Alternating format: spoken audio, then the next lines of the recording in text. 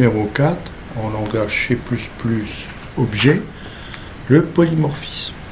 Donc le polymorphisme, vous avez vu une petite vidéo qui vous explique le polymorphisme juste avant. Donc là, on va rentrer dans des choses sérieuses. Le polymorphisme. Alors, en gros, un oiseau aura une classe oiseau qui lui permettra de bouger. Attention, là on aura un héritage, donc une autruche héritera d'un oiseau, une oie héritera d'un oiseau, et un pingouin héritera d'un oiseau. Donc bouger sera hérité, c'est le principe de l'héritage, sur autruche, sur oie, sur pingouin. Par contre, si on regarde une oie, ça va marcher, ça va voler. D'accord? Par contre, l'autruche va marcher, mais va pas voler. Le pingouin va pas voler, il va marcher, mais il va nager. Donc en gros, ici, l'autruche va marcher, l'oie va voler, et le pingouin va nager. Donc bouger, vous voyez bien que le bouger général ici n'est pas le même que ce bouger-là et ce bouger-là. Donc, on aura aussi un contrôleur d'oiseau qui permettra de replacer l'oiseau au point d'origine, de se déplacer d'un point X à un point Y, etc. Donc en gros, bouger sera hérité, mais il faudra l'implémenter dans pingouin, dans oie et dans autruche, puisqu'ils n'ont pas le même comportement. Donc, comment se fait-il que lorsque bouger est appelé tout en ignorant le type spécifique de l'oiseau, on obtient le bon comportement? Une oie court, vole ou nage, un pingouin court ou nage. La réponse consiste à faire du polymorphisme. Donc, le polymorphisme, c'est en gros, on a une méthode bouger qui est déclarée ici. Je dis je bouge d'un point A à un point B. Par contre, ici, je vais préciser la méthode à chaque fois. D'accord? Donc, la représentation UML, c'est ça. On va prendre un exemple sur une forme. Donc, qu'est-ce que je peux faire sur une forme? Je peux dessiner la forme, je peux faire quelque chose avec cette forme, et j'ai un constructeur de forme. Donc j'ai un héritage donc ici. Le triangle permet, on aura une méthode dessinée, on aura un constructeur triangle. Héritage public avec ce petit triangle là. Le cercle, on aura un constructeur de cercle, on pourra dessiner un cercle. Donc faire le diagramme des classes et le fichier .h. Donc à partir du diagramme des classes qui est donné là, faire avec Visual Studio, faire le diagramme des classes normalisé et donner le fichier .h. Donc après, il faudra implémenter votre code en CPP et faire des affichages console avec Cout.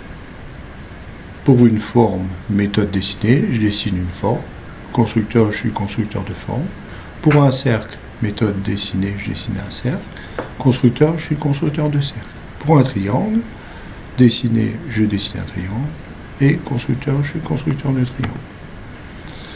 Voilà, donc le fichier .h, comment on va faire? Donc on va faire un IOString pour le signe Cout, namespace std pour toute la librairie std, forme, donc constructeur de forme, une méthode dessinée, une méthode faire quelque chose avec la forme f, voilà. Donc on passe le paramètre ici forme f qui est l'objet, et un destructeur de forme.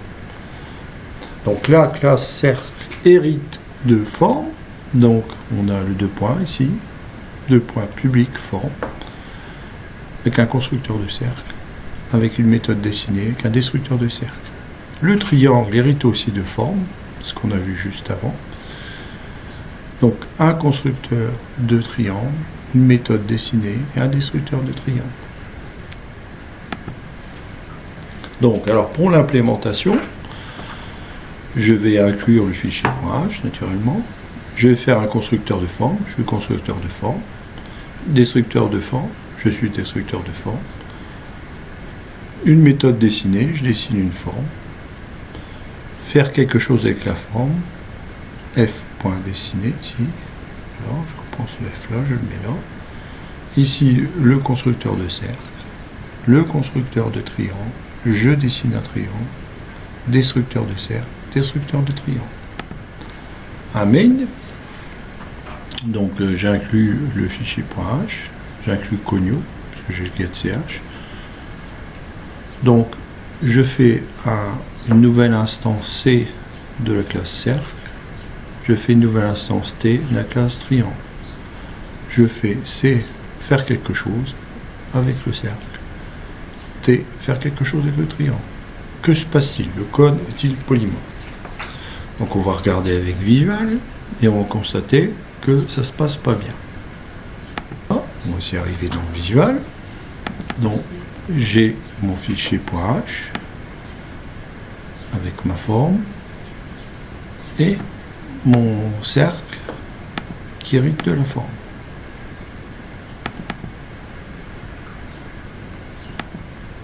Voilà, je lance.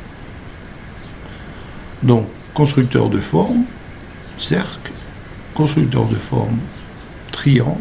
Je dessine une forme, mais je ne sais pas ce que c'est. Je dessine une forme, mais je ne sais pas ce que c'est. Donc, on a bien construit un cercle et un triangle, mais on n'a pas dessiné un cercle, on n'a pas dessiné un triangle. Donc, c'est pas top. Donc, je vais repasser au diaporama. Donc, il n'est pas, vous voyez ici, il n'est pas polymorphe. Donc, j'ai le résultat qui est là, il n'est pas polymorphe. Alors, pour résoudre ce problème, il faut utiliser un mot-clé. Donc, le mot-clé, c'est le mot-clé virtual, qui est très important. Donc, ce mot-clé virtual, je vais le mettre au bon endroit. Donc, ici, vous avez vu, ce que j'arrive pas à faire, c'est dessiner. Donc, je vais mettre virtual void dessiner et miracle, ça va fonctionner. Donc, utilisez le mot-clé virtual. Donc, c'est une méthode virtuelle. Donc, en gros, c'est comme tout à l'heure, déplacement. C'est soit voler, soit nager, soit marcher. Et là, maintenant, en rajoutant virtual, on pourra dessiner ce que l'on veut. Donc, l'implémentation se fera sur chaque objet, triangle, cercle, mais jamais sur l'objet général. Voilà, nous allons repasser en visual, c'est le même fichier, mais ici, je vais rajouter simplement le mot-clé virtual. Virtual void dessiner, méthode virtuelle. Voilà, j'ai enregistré, nettoyer, relancer.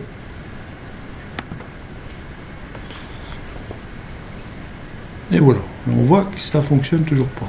Alors, nous allons voir pourquoi. Donc voilà, on a bien rajouté virtual ici, mais ce qu'on a oublié, c'est ici, c'est bien marqué ici, mettre l'adresse de la forme. Voilà. Donc il faut passer l'adresse avec le et commercial de la forme. Donc dans faire quelque chose, forme et commercial. Et commercial. Donc ici. J'enregistre. Je relance. Et ça va fonctionner. Voilà. Donc j'ai bien un constructeur de forme, un cercle, constructeur de forme, un triangle. Donc je dessine un cercle et je dessine un triangle. Voilà, ça fonctionne. Donc pour que on ait du polymorphisme, il faut rajouter le mot-clé virtual et passer en adresse que je veux faire. Donc je vous demande de reprendre le code pour un comportement polymorphe, ce que je viens de faire. Testez votre code et ajoutez des destructeurs pour tous les objets. Vous devez maintenant avoir cette exécution ici. Et dans le diagramme des classes, la méthode virtuelle est en italique. Donc je vous demande de rajouter cette méthode en italique dans le diagramme des classes. Donc, exemple de polymorphisme. Donc, vous avez un personnel. Donc, un employé hérite du personnel, un volontaire hérite du personnel. Ils sont chacun payés. Le volontaire n'a pas de calcul de paye. L'employé a un calcul de paye. Par contre, le calcul de paye, vous voyez ici, est bien hérité, mais s'il est employé mensuel, il aura un autre calcul de paye que l'employé journalier. Donc voilà, le polymorphisme, c'est là. On pourrait dire que le personnel est payé ici, il a une paye, une méthode pour la paye, qui est différente ici, ici, ici et là, parce que le volontaire n'est pas payé. Alors les classes abstraites sont encore un peu plus complexes, parce que là, vous voyez, c'est que la méthode qui est virtuelle. Et une classe abstraite, c'est qu'on a tout l'ensemble de la classe qui est virtuel. Donc les données membres et les méthodes. Donc en gros, la classe abstraite là ne sert qu'à être héritée. C'est l'exemple, par exemple, qu'on fait du C# de WinForm. WinForm est une classe abstraite, donc on hérite de tous les attributs pour dessiner, par exemple, une textbox ou une combo box. Et à chaque fois, on hérite des attributs et des méthodes. Alors, attention, dans le diagramme des classes, tout ce qui est virtuel est en italique. Donc les règles d'héritage. Donc les constructeurs et les destructeurs ne sont pas hérités, mais ils sont chaînés. Donc il y a un ordre, attention, pour les constructeurs et les destructeurs. Les méthodes sont héritées, elles peuvent être redéfinies, override. Alors override, c'est qu'on vient de voir, hein, on redéfinit, puisqu'on redéfinit le déplacement, par exemple, des oiseaux. Une nouvelle méthode remplace celle de la superclasse. Donc ici, on a public, qui est l'héritage, comment Java extendre. Virtual, c'est la définition virtuelle du plus haut niveau. Override, redéfinition dans la classe phi. Final ne peut plus être redéfini. Donc c'est ici. C'est-à-dire qu'ici, on ne pourra plus redéfinir en dessous. Donc en classe A, on a une donnée membre X. On a une méthode foo qui est virtuelle. Donc elle est virtuelle ici. Donc c'est du polymorphisme. La classe B hérite de la classe A. Donc classe B de point public A. Avec une donnée membre X qu'on récupère là. Une donnée membre Y qu'on rajoute. Un void food int override. Elle est surchargée par rapport à celle-là. Un void bar int qui est simplement propice à cette classe-là. Bon, par exemple, ici, Y, on aurait pu dire que c'était protectine. On aurait pu le mettre protectine avec un petit protectine devant, ici. Mais un dièse dans le diagramme des classes. La classe C qui hérite de B, donc classe C public B. Int Z, pareil, ça aurait pu être un protectine, int Z. Void food in, donc on la redéfinit, mais là c'est fini. On ne peut plus la redéfinir, c'est une classe C qui hérite, on ne peut plus la redéfinir. Donc maintenant je vous demande, puisqu'au début on a vu la vidéo GTA, de faire la représentation UML de la vidéo GTA et de coder les 3 véhicules, de faire un petit code pour tout ça. Je vous remercie de votre attention.